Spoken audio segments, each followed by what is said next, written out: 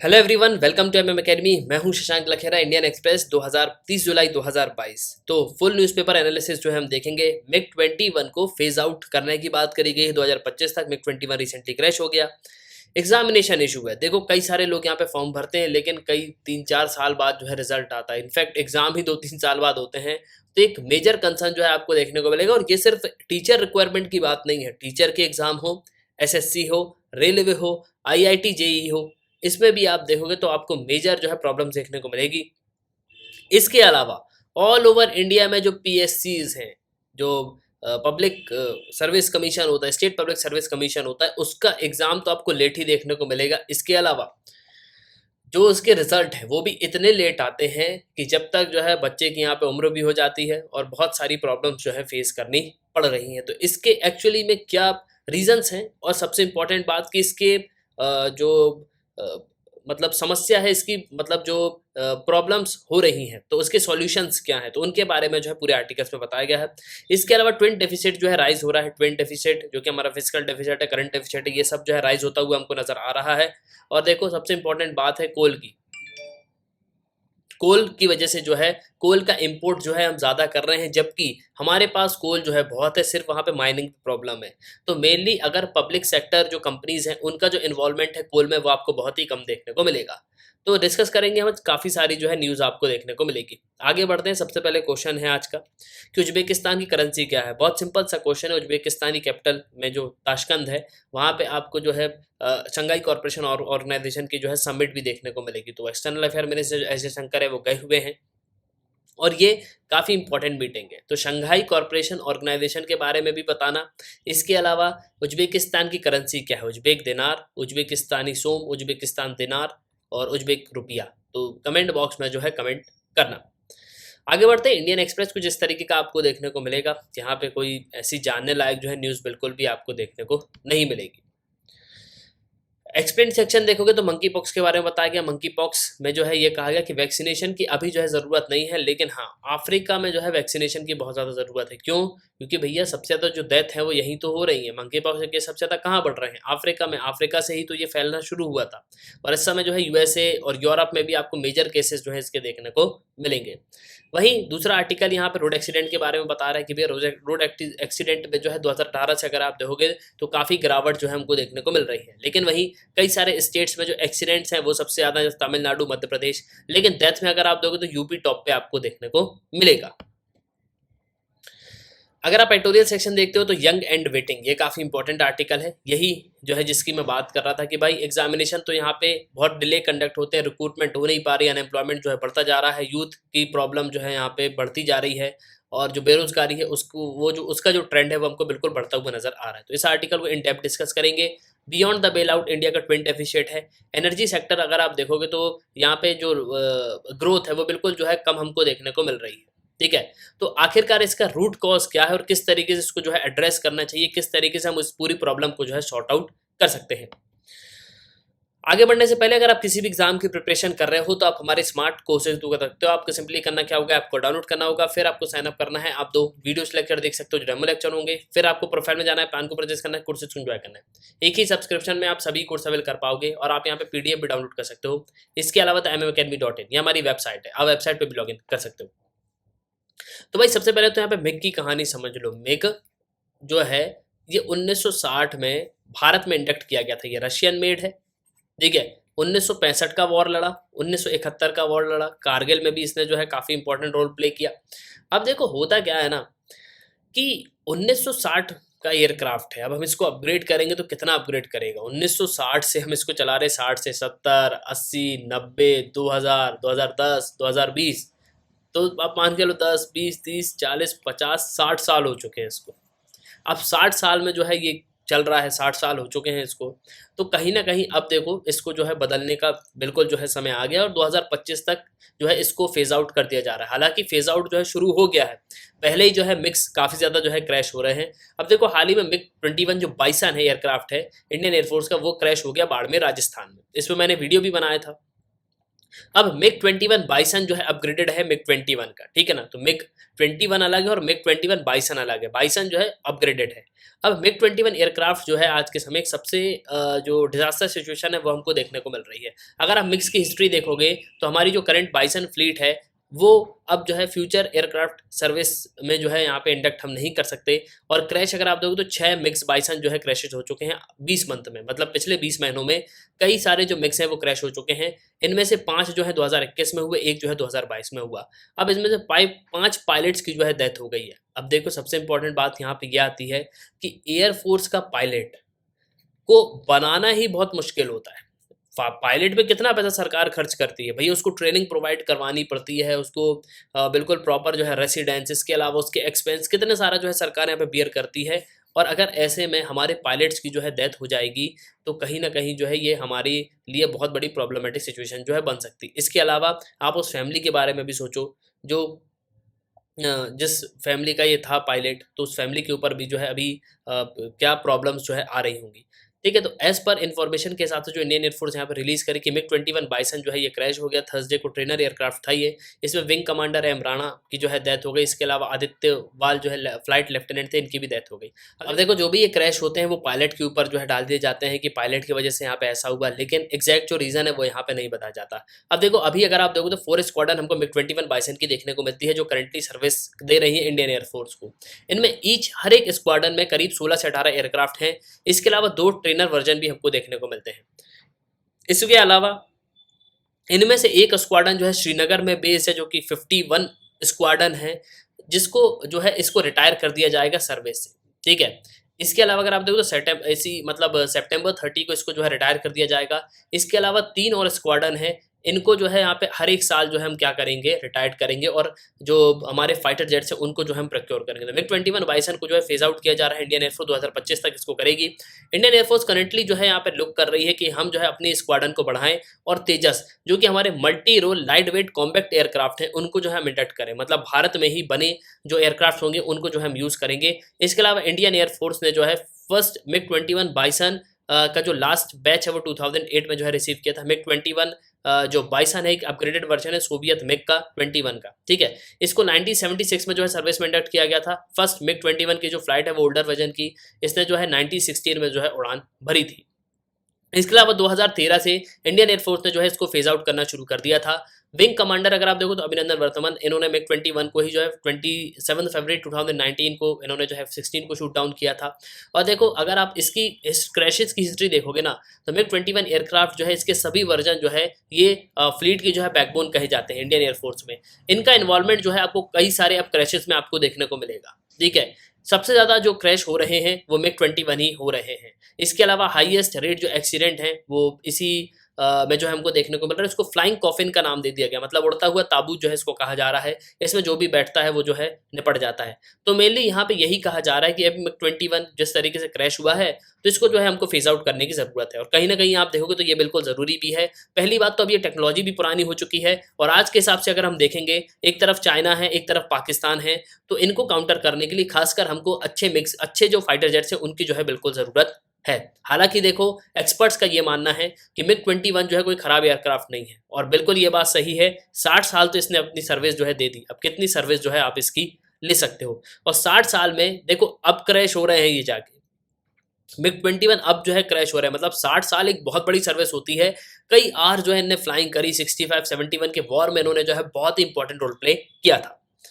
आगे बढ़ते हैं भाई, तो happiness classes help reduce number of suicide among school children, ये काफ़ी इंपॉर्टेंट जो है न्यूज़ थी। देखो क्या हुआ था, आज से 4 साल पहले एक हैप्पीनेस जो प्रोग्राम है वो चलाया गया था। तो हैप्पीनेस करिकुलम जो है सरकार जो है लेके आई थी, तो इसको 4 साल हो गए। तो अभी जो हैप्पीनेस उत्सव जो है यहाँ पे सेलिब्रेट किया गया। तो दिल्ली सरकार का एक हैप्पीनेस करिकुलम जो है एक प्रोग्राम लाया गया था और इसने जो सुसाइड्स हो रहे थे दिल्ली में उसको जो है कम करने में काफ़ी मदद करी है। स्टूडेंट जो है यहाँ पे सुसाइड कर लेते थे क्योंकि बहुत सारा जो है यहाँ पे सिलेबस होता था, नंबर अच्छे नहीं आ रहे थे, तो काफ़ी सारा जो है एकेडमिक प्रेशर रहा इनके ऊपर। पेरेंट जो है ऑल्सो यहाँ पे प्रेशराइज जो है करते थे। तो इसके अलावा जो रिजल्ट वो चाहते थे पेरेंट्स वो जो है बच्चे नहीं ला पाते थे। तो इसके साथ साथ क्या होता था, उनके ऊपर जो है काफ़ी ज़्यादा प्रेशर जो है बढ़ता जाता था। तो सरकार ने जो है एक यहाँ पे प्रोग्राम लेके आया, ठीक है, कि जो भी प्रेशर है इसके अलावा जो प्रॉब्लम्स हो रही हैं उन सबको जो है हम यहाँ पे सॉर्ट आउट करेंगे। इसके अलावा जो फैमिली प्रेशर है उसको भी जो है कम करने की यहाँ पे कोशिश करेंगे। ठीक है, तो इस तरीके के प्रोग्राम जो है और भी यहाँ पे लॉन्च करना चाहिए और देखो इसको इंडियन लेवल पे भी जो है इसको हमको इम्प्लीमेंट करना चाहिए।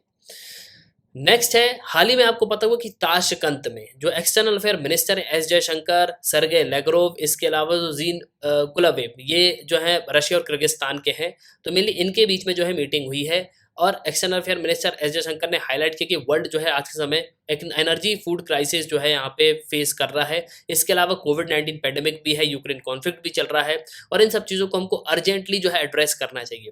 शंघाई कॉर्पोरेशन ऑर्गेनाइजेशन की फॉरेन मिनिस्ट्री मीटिंग थी, ताशकंद में हुई है उज्बेकिस्तान में। ताशकंद वही जगह है जहाँ पे लाल बहादुर शास्त्री की जो है डेथ हुई थी। जयशंकर जो है उन्होंने जो है यहाँ पे एक सप्लाई चेन की बात करी कि हमको डाइवर्सिफाई जो सप्लाई चेन है उसको डेवलप करना चाहिए। इसके अलावा हमको ज़ीरो टॉलरेंस जो है टेररिज्म पे फोकस करना चाहिए। आज के समय सबसे बड़ा जो कंसर्न है वो टेररिज्म है। अगर आप देखोगे तो क्रॉस बॉर्डर टेररिज्म जो है आपको बहुत ही तेज़ी से बढ़ता हुआ नजर आएगा। ठीक है, इसके अलावा इंडिया की पोजीशन अगर आप देखोगे तो यहाँ पे अफगानिस्तान में जो सिचुएशन चल रही है, इंडिया भी जो है काफ़ी ज़्यादा हेल्प कर रहा है, ह्यूमैनिटेरियन सपोर्ट जो है प्रोवाइड कर रहा है, वीट दे रहा है, मेडिसिन दे रहा है, वैक्सीन दे रहा है, क्लोथिंग दे रहा है। इसके अलावा जो छाबार पोर्ट है, शंघाई कॉर्पोरेशन जो इकोनॉमिक फ्यूचर के लिए जो है काफ़ी ज़्यादा इंपॉर्टेंट है। इसके अलावा यहाँ पे अगर आप देखो तो कॉपरेशन जो है आपको सभी देशों के बीच में देखने को मिलेगा। शंघाई कॉर्पोरेशन ऑर्गेनाइजेशन के जो मेंबर हैं उनको एक दूसरे के साथ यहाँ पे कोलैबोरेट करना चाहिए, जिससे हम जो है एक प्रॉपरली जो है यहाँ पे क्या कर पाएँ, जो प्रॉब्लम्स हैं उनको जो है हम यहाँ पे एड्रेस कर पाएँ। और देखो समरकंद आपको पता है एक जगह है, तो समरकंद समिट भी जो है यहाँ पे हुई है। ठीक है, इसके अलावा अगर आप देखोगे तो प्राइम मिनिस्टर नरेंद्र मोदी जो है यहाँ पे सितंबर में समरकंद जो है जाएंगे। इस साल जो है समिट यहाँ पे होने वाली है। इसके पहले जो एक्सटर्नल अफेयर्स फॉरेन मिनिस्टर्स की मीटिंग है वो हमको जो है यहाँ पे देखने को मिल रही है।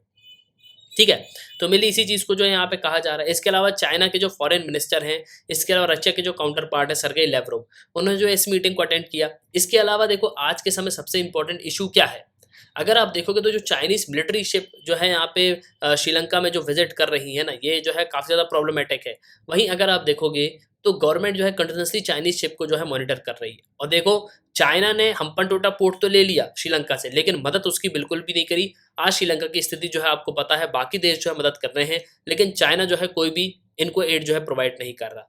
बात करते हैं शंघाई कॉर्पोरेशन ऑर्गेनाइजेशन की। शंघाई कॉर्पोरेशन जो है एक सक्सेसर रहा है। पहले ये शंघाई 5 था, एक म्यूचुअल सिक्योरिटी एग्रीमेंट 1996 में हुआ था, जिसमें China, Kazakhstan, Kyrgyzstan, Russia, Tajikistan थे। इसके अलावा 15 जून 2001 को इनके जो लीडर्स हैं उज्बेकिस्तान में यहाँ पे उज्बेकिस्तान, इसके अलावा जो शंघाई में यहाँ पे मिले और इन्होंने अनाउंस किया कि हम नई ऑर्गेनाइजेशन जो है फाउंड कर रहे हैं। 2015 में यूफा एक जगह है रशिया में, तो शंघाई कॉर्पोरेशन ऑर्गेनाइजेशन ने डिसाइड किया कि हम जो है एडमिट करते हैं कि इंडिया और पाकिस्तान जो है फुल मेंबर होंगे। 2016 में जो है ताशकंद में मेमोरेंडम जो है साइन किया गया। इसके अलावा अगर आप देखो तो फुल मेंबर जो है 2017 में बन गए थे कौन, भारत और पाकिस्तान। ठीक है, तो ये आप देख सकते हो 15 जून 2001 को जो है फॉर्म किया गया था। इसमें 8 देश आपको देखने को मिलेंगे। चाइना है, इंडिया है, कजाकिस्तान है, किर्गिस्तान है, पाकिस्तान है, रशिया, तजाकिस्तान, उज्बेकिस्तान। तो 2 और 2 4 2 6 2 8। ठीक है, तो इस तरीके से आपको जो है 8 देश देखने को मिलेंगे किसमें, शंघाई कॉर्पोरेशन ऑर्गेनाइजेशन में। इसका हेडक्वार्टर कहाँ है, तो इसका हेडक्वार्टर जो है आपको बीजिंग चाइना में देखने को मिलेगा। आप एक बार मैप में देख लो उज्बेकिस्तान, तो उज्बेकिस्तान ये आपको देखने को मिलेगा, ये पूरा उज्बेकिस्तान है। उज्बेकिस्तान की बॉर्डर कहाँ कहाँ से लगती है, तो यहाँ पे कजाकिस्तान से लगती है, तुर्कमेनिस्तान से लगती है, अफगानिस्तान से लगती है, तजाकिस्तान से लगती है, इसके अलावा किर्गिस्तान से लगती है। ठीक है, तो मिली ये जो है आपको ध्यान रखना है किन किन देशों से जो है ये बॉर्डर शेयर करता है। इसके अलावा एक चीज़ और यहाँ पे ध्यान रखना कि शंघाई कॉर्पोरेशन ऑर्गेनाइजेशन में कौन से देश नहीं आते, ये काफ़ी इंपॉर्टेंट पॉइंट है। देखो सबसे पहले आपको समझना होगा कि जो शंघाई कॉर्पोरेशन ऑर्गेनाइजेशन है ना, उस पे ये जो देश है इनको बस ध्यान रखना है आपको, कजाकिस्तान, किर्गिस्तान और तजाकिस्तान, उज्बेकिस्तान। इस तरीके से बस याद कर लो कि कजाकिस्तान है, किर्गिस्तान है, कजाकिस्तान है, किर्गिस्तान है और तजाकिस्तान है और उज्बेकिस्तान है। ठीक है, उज्बेक है, ताज है, इसके अलावा जो है कज़ा है और किर्ग है। तो कज़ा, किर्ग, उज्बेक, ताज। ठीक है, तो ये ऐसे लाइन जो है आप याद रख सकते हो, कज़ा, किर्ग, उज्बेक, ताज। इसके अलावा जो चाइना, भारत तो है ही, पाकिस्तान भी है और रशिया भी है, तो बाकी देश आपको याद हो जाएंगे। ये जो 4 है ना, यही आपको कंफ्यूज करने वाले हैं। ठीक है, तो कज़ाक, किर्ग, उज्बेकिस्तान और तजाकिस्तान। तजाकिस्तान हो गया, उज्बेकिस्तान हो गया, कजाकिस्तान हो गया और किर्गिस्तान हो गया। 4 बार रिवाइज कर लेना, याद हो जाएगा। आगे बढ़ते हैं भाई। तो देखो यहीं पे यही बात करी जा रही है, दिल्ली में जो मतलब इंडिया में जो रोड एक्सीडेंट्स में उनमें जो है कमी देखने को मिल रही 2018 से। ये आप ग्राफ भी देख सकते हो, इस तरीके का ग्राफ जो है काफ़ी कम होता हुआ नजर आ रहा है। अगर आप देखो 2017-18 में यहाँ पे 18 में बढ़ रहे थे, फिर उसके बाद 2019 में भी काफ़ी एक्सीडेंट बढ़े, लेकिन 2020 में 3 लाख के लगभग जो है हमको जो केसेस हैं वो देखने को मिल रहे हैं। ठीक है, इसमें अगर आप डेथ देखोगे तो डेथ जो है 2020 में ठीक है फिर भी, ठीक है, बाकी से अगर आप कंपेयर करोगे तो कम ही है 2019 के कंपैरिजन में। अब एक्सीडेंट सबसे ज़्यादा 2020 में कहाँ, तमिलनाडु में हुए हैं, उसके बाद मध्य प्रदेश, फिर उत्तर प्रदेश। डेथ कहाँ हुई, तो उत्तर प्रदेश में हुई है। अब कहीं ना कहीं इन सब सरकार को जो है यहाँ पे इस पे काम करना चाहिए। इसके अलावा देखो सबसे इंपॉर्टेंट जो है, कहीं ना कहीं आपको इसमें ड्रिंक्स और ड्राइव के केस भी देखने को मिलेंगे। ठीक है, इसके अलावा जो प्रॉपर जो लोग हैं कई हेलमेट्स नहीं पहनते, तो इसके लेके भी जो है काफ़ी सारे इशूज़ आपको देखने को मिलेंगे। ठीक है, अब यहाँ पे मंकी पॉक्स की बात करी जा रही है कि भैया किस तरीके से हम मंकी पॉक्स को जो है यहाँ पे टैकल कर सकते हैं। तो यहाँ पे वैक्सीनेशन जो है अभी ज़रूरत नहीं है, मास वैक्सीनेशन की अभी ज़रूरत नहीं है, तो यही बात जो है यहाँ पे कही गई है। आगे आते हैं भाई एडिटोरियल सेक्शन में। तो यंग एंड वेटिंग, ये काफ़ी इंपॉर्टेंट आर्टिकल है, और बियॉन्ड द बेल आउट। सबसे पहले जो है यहाँ पे इंडिया का ट्विन डेफिसिट पे बात करेंगे।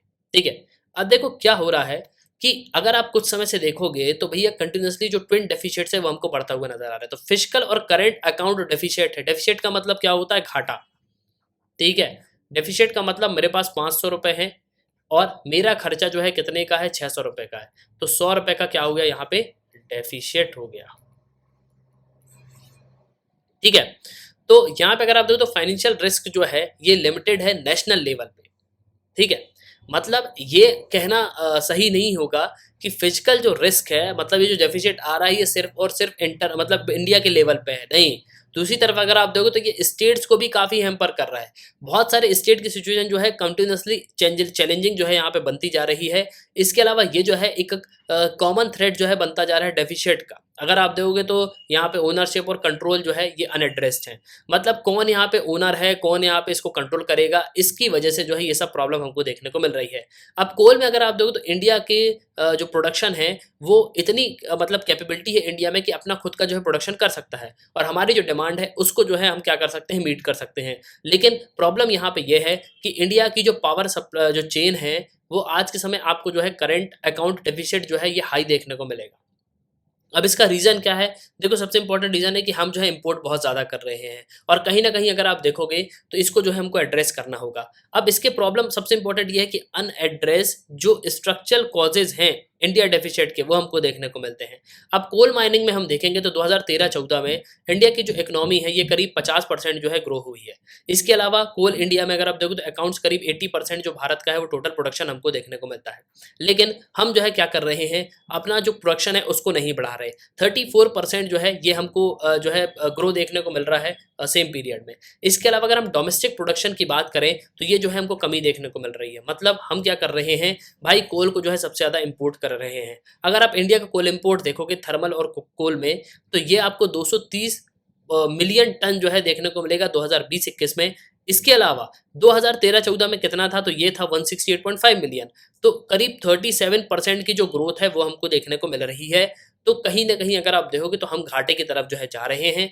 अब इसका सबसे इंपॉर्टेंट रीज़न ये है कि जो कमर्शियल माइनिंग है प्राइवेट सेक्टर पे यहाँ पे नहीं हो रही। इसके अलावा जो इम्पोर्ट है वो भी जो है हमका जो है बढ़ता हुआ नज़र आ रहा है। ठीक है, मतलब हम जो है क्या कर रहे हैं, अपना एक्सपोर्ट यहाँ पे नहीं कर रहे।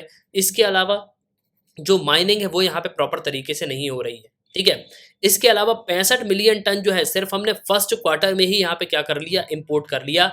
तो आने वाले समय में और भी जो है हम यहाँ पे इंपोर्ट करेंगे। ठीक है, तो कहीं ना कहीं अगर आप देखोगे तो जो कोल इंपोर्टर्स की वैल्यू है वो जो है आपको जो है काफ़ी बढ़ती हुई यहाँ पे नज़र आएगा। सिर्फ 3 महीनों में हमने जो है 1 साल का कोटा यहाँ पे पूरा कर लिया। अगर आप इसको पिछले साल से कंपेयर करोगे तो आपको यही देखने को मिलेगा। तो कहीं ना कहीं यहाँ पे ये सब चीज़ें दर्शा रही हैं कि भैया हम जो है इम्पोर्ट की तरफ यहाँ पे ज़्यादा बढ़ रहे हैं। कोल का इंपोर्ट जो है बहुत ज़्यादा हो रहा है, और इससे क्या हो रहा है, जो अकाउंट डेफिसिट है वो बढ़ता जा रहा है। इसके अलावा दूसरी तरफ अगर आप देखोगे तो थर्मल पावर जो है यहाँ पे कोल इंपोर्ट जो कर रहे हैं वो भी जो है उनका फर्स्ट क्वार्टर में डबल हो गया।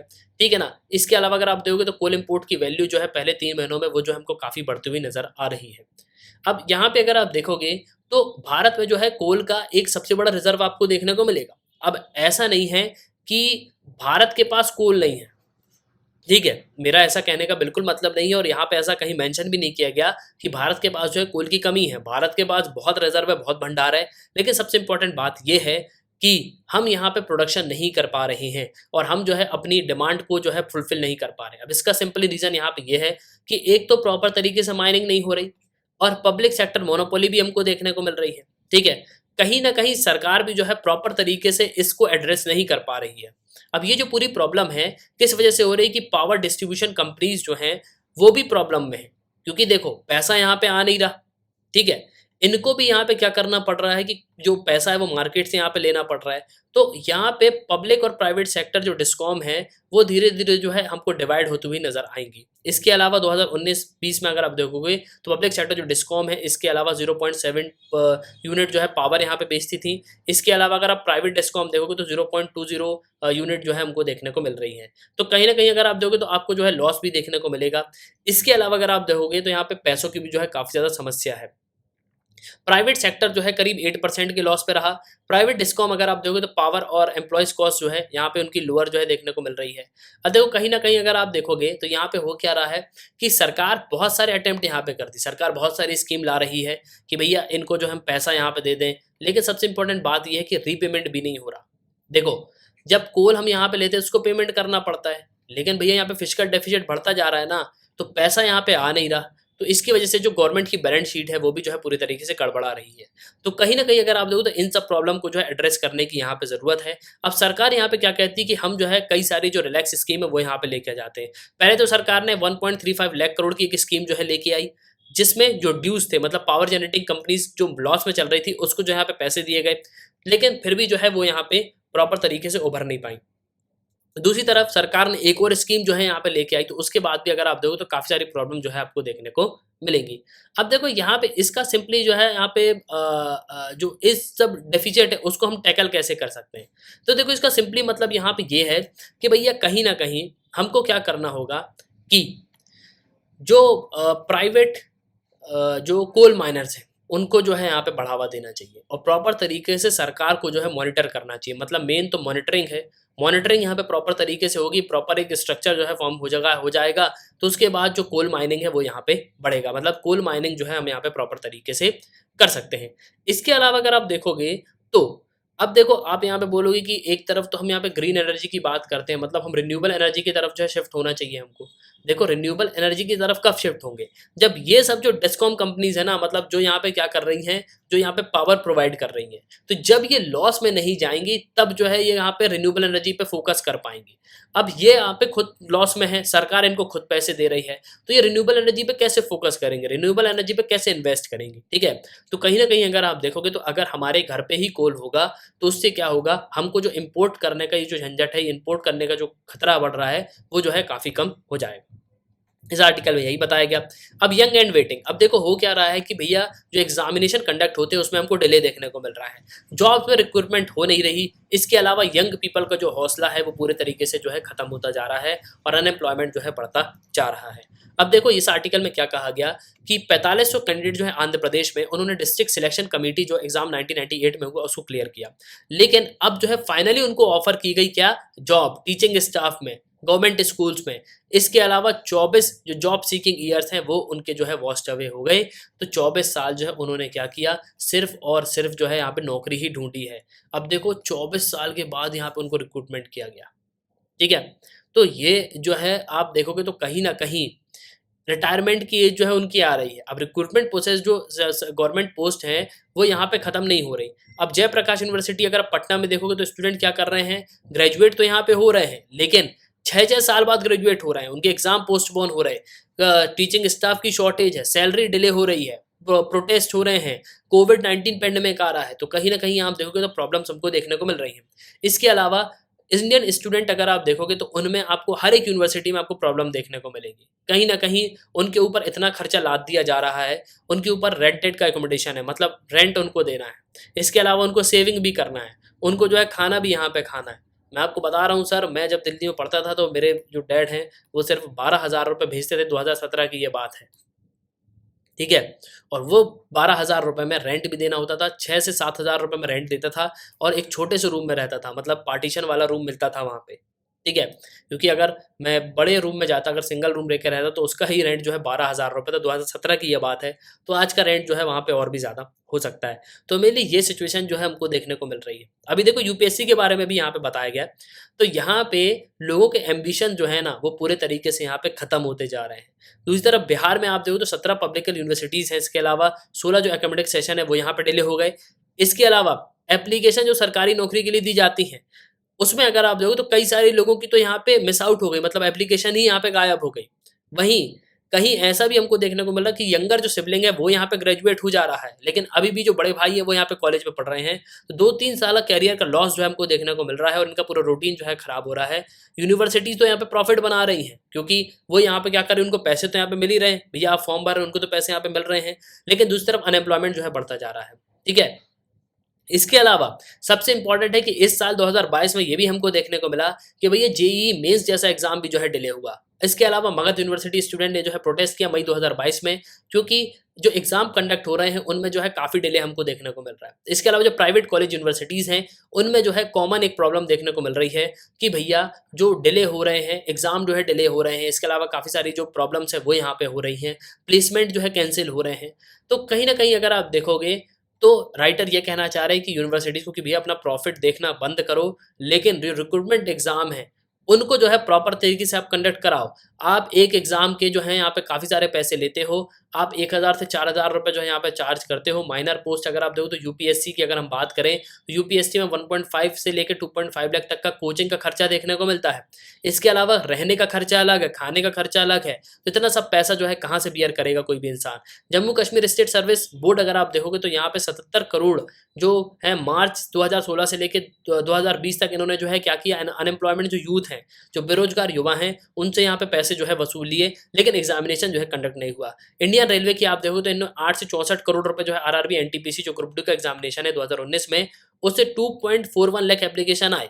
इसके अलावा इस एग्जाम को भी जो है प्रॉपर तरीके से इन्होंने कंडक्ट नहीं किया। इसके अलावा एग्जाम डिले होती हैं, जो रेलवे जॉब एस्पिरेंट है उन्होंने जो है कई दिन यहाँ पे वेट किया। ग्रुप डी का नोटिफिकेशन आया 2016 में कि 1.3 लाख पोस्ट आएंगी। इसके अलावा 1 करोड़ एप्लीकेंट जो है हमको देखने को मिले। 1000 दिन हो गए लेकिन एग्जाम जो है कंडक्ट नहीं किया गया। रेलवे के एग्जाम यहाँ पे नहीं हो रहे। इसके अलावा अगर आप आर्मी की भर्ती होगी तो 700 आर्मी एस्पिरेंट जो है प्रोटेस्ट करे राजभवन के सामने, क्योंकि एग्जाम जो है क्यों नहीं हो रहे। ठीक है, तो इसके अलावा 2000 सिटीजन ऐसे भी हैं जो कि फिजिकल और मेडिकल एग्जामिनेशन पास कर लिया, लेकिन वो भी अभी भी जो है वेटिंग में है कि उनका जो है यहाँ पे सिलेक्शन होगा या नहीं होगा। तो कहीं ना कहीं अगर आप देखोगे तो जो पूरा सिस्टम है ना उसमें ही हमको जो है गड़बड़ी देखने को मिल रही है। ऊपर से लेकर नीचे तक आप हर एक डिपार्टमेंट में देखो तो आपको करप्शन जो है देखने को मिलेगा। इसके अलावा स्टाफ सिलेक्शन कमीशन में आप देखो तो कोविड की वजह से यहाँ पे प्रॉब्लम हुई। तो मेनली कहीं ना कहीं आप हर एक फील्ड में देखोगे, तमिलनाडु, मध्य प्रदेश, हर एक स्टेट में। अभी हाल ही में मैंने वीडियो बनाया था कि एग्जाम स्कैम में वेस्ट बंगाल में कितने पैसे मिले, अभी 50 करोड़ के लगभग जो है पैसे यहाँ पे मिल गए। ठीक है, तो मेनली अगर आप देखोगे तो कहीं ना कहीं एस्पिरेंट्स को जो है काफ़ी ज़्यादा प्रॉब्लम जो है झेलनी पड़ रही है। अब देखो यहाँ पे ये कहा जा रहा है कि भैया आखिरकार सॉल्यूशंस क्या हैं इन सब के। सबसे इंपॉर्टेंट है कि स्ट्रक्चरल रिफॉर्म लाना। पहला तो हमको एग्जामिनेशन में जो है एग्जामिनेशन प्रोसेस में रिफॉर्म लाने की ज़रूरत है कि सबसे पहले हमको जो है एग्जामिनेशन फीस को जो है यहाँ पे एक बैरियर की तरह जो है कैंडिडेट के लिए एक बर्डन जो है यहाँ पे बनता है, तो इसको जो है खत्म करना चाहिए। दूसरा, हम जो है किसी भी तरीके से प्रॉफिट जनरेशन जो स्कीम है वो यहाँ पे जो है रन नहीं कर सकते, यूथ के ऊपर पूरा बर्डन जो है नहीं डाल सकते। इसके अलावा एक प्रॉपर पॉलिसीज की जो है लाने की ज़रूरत है कि अगर एग्जाम आप ले रहे हो तो आप 50 किलोमीटर के अंदर जो है उसका सेंटर दो। ये लोकेशन जो है बिल्कुल यहाँ पे होनी चाहिए। कैंडिडेट जो है यहाँ पे एलिजिबल होगा कि वो जो है यहाँ पे आराम से जो है चला जाए। इसके अलावा दूसरी जगह अगर आप यहाँ पे एग्जाम लेते हो तो उसको जो है एक्सपेंस दिया जाए, और एक्सपेंस जो है यहाँ पे तुरंत दिया जाए, मतलब ऐसा नहीं है कि समय लगा रहे हैं। तो इस तरीके से जो है कुछ भी यहाँ पे नहीं होगा। ठीक है, इसके अलावा जो ऑनलाइन बेस्ड एग्जाम है उनको जो है कंडक्ट करना चाहिए। जो नेशनल टेस्टिंग एजेंसी है वो यहाँ पे एग्जाम लेगी। सभी एग्जामिनेशन जो सेंटर होंगे उनमें बेसिक इंफ्रास्ट्रक्चर होना चाहिए, जैसे बायोमेट्रिक अटेंडेंस, क्लॉक रूम होने चाहिए, बेसिक फैंस होने चाहिए, लाइटिंग होनी चाहिए, एडुकेट सिक्योरिटी होनी चाहिए, गार्ड, इन्वेस्टिगेटर, सीसीटीवी कैमरा। ठीक है ना, इसके अलावा एक फेयर प्रोसेस जो है पूरे तरीके से होना चाहिए। अभी जो इंटीग्रेटेड एग्जामिनेशन कैलेंडर जो है ये हर जो मेजर एजुकेशनल इंस्टीट्यूशन है वो अपना जो है हर साल लेके आएंगी, और उसके बाद पीएसयू पे जो है रिक्रूटमेंट होगा। ठीक है, तो मेनली गवर्नमेंट जो है यहाँ पे गवर्नमेंट रिक्रूटमेंट जो हर एक मिनिस्ट्री को जो है नोटिफाई करना चाहिए, स्टेट गवर्नमेंट को नोटिफाई करना चाहिए कि भैया इस तारीख को जो है पेपर होगा, इतनी जो है वैकेंसी होंगी। इसके अलावा हर एक डिपार्टमेंट को 10 दिन के अंदर जो है इस लिस्ट को प्रिपेयर करना चाहिए। अगर प्रॉपर तरीके से जो है ये डिले करते हैं तो इसमें जो है काफ़ी प्रॉब्लम हमको देखने को मिल सकती है। इसके अलावा जो एडमिनिस्ट्रेटिव एक्सपेंस है उनको भी जो है रिड्यूस करने की ज़रूरत है। फाइनल एग्जामिनेशन का रिजल्ट जो है प्रॉपर तरीके से डिफाइंड पीरियड पे अनाउंस होना चाहिए।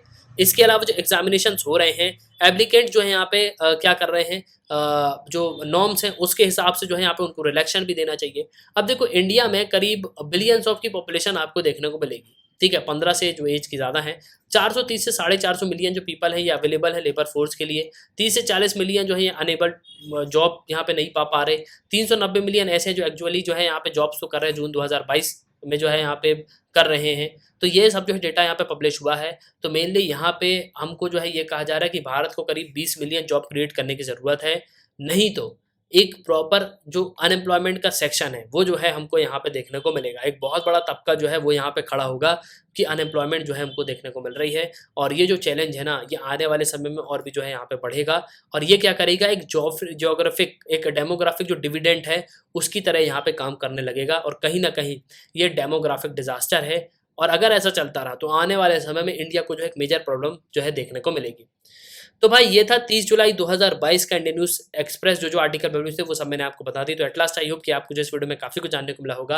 आप अपने ओपिनियन लिखिएगा जरूर। इसी के साथ ये था वीडियो का सुनने के लिए बहुत धन्यवाद। जय हिंद, जय भारत।